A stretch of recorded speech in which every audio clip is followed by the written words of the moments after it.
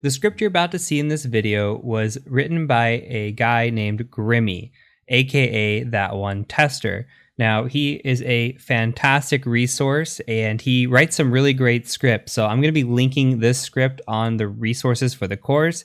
Go ahead and check it out and check out some of the other scripts that he has because they are fantastic. So, with that being said, let's go ahead and dive right in. Okay, so now we are on my actual pen test machine, and I wanted to just show you this script because this is where I keep it. It looks very similar. It's going to look similar. It's just going to do a lot more, okay?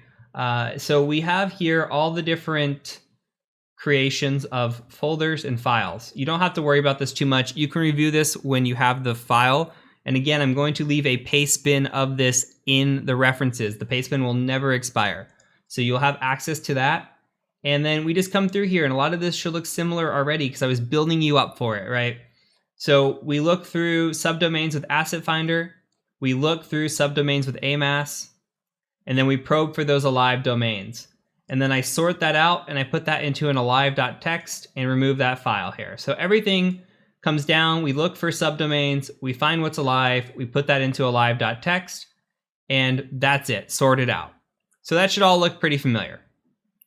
Then I do what is looking for a possible subdomain takeover attack, meaning that these subdomains sometimes are purchased, but sometimes that the records are wrong or the subdomain is lapsed in payment or something along those lines. But basically what a subdomain takeover is say you have test.tesla.com and they have not renewed it or they don't own it or something happened with the record.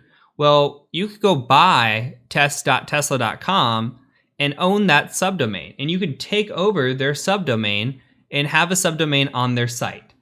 So that is what a subdomain takeover is. There's a tool out there called Subjack that you can utilize, and I just run it against the final list as opposed to just the alive list to just see if it can find any kind of subdomain takeover.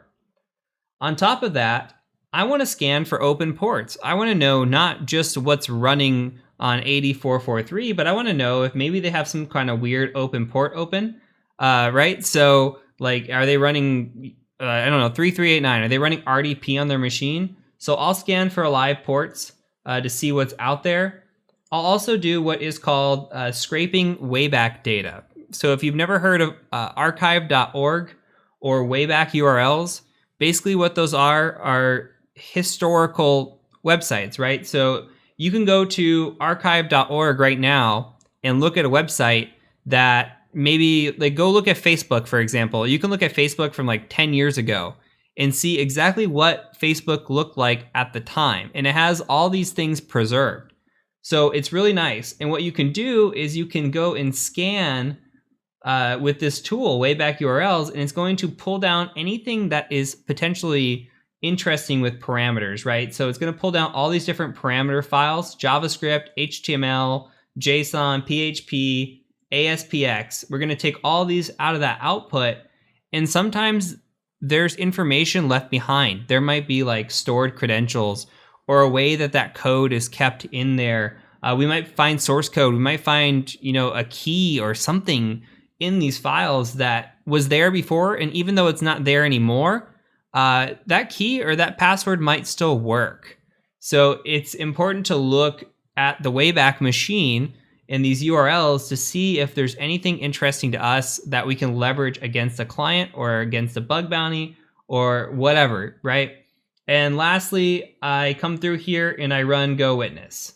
And I run Go Witness against everything to take those pictures that we talked about and to just make sure that everything I want to look at in a quick format is there available to me, and I put that all into a folder. So with that all being said, I just can run this script against one URL, and it comes through here and does all these things for me while I can go drink my coffee, I can work on something else, I can start focusing on certain websites, I can multitask because of this automation. So this is just a big buildup off of the Linux section from earlier, and we've just been utilizing Linux more and more and more. And I wanted to throw out some more complex thinking and how you can utilize this as an attacker. And this is It seems overwhelming, but this is just running commands that you would run anyway, and then just echoing out a little bit of extra stuff and putting it in order. That's it. A little bit of kung fu on the command line here with some of these things that you have to do and think through, but otherwise, it's nothing crazy. I promise. It may look like a lot, but it's not a lot. So that's it for this section, and that's it for the additional tools I wanted to show you. So from here, we're going to go into web application penetration testing, and we're going to start talking about the OWASP Top 10. I'm going to introduce you to Burp Suite at a deeper level. That way we can cover it and understand what it does, and then we'll cover the top 10 attacks and possibly some more. So I'll catch you over in the next section.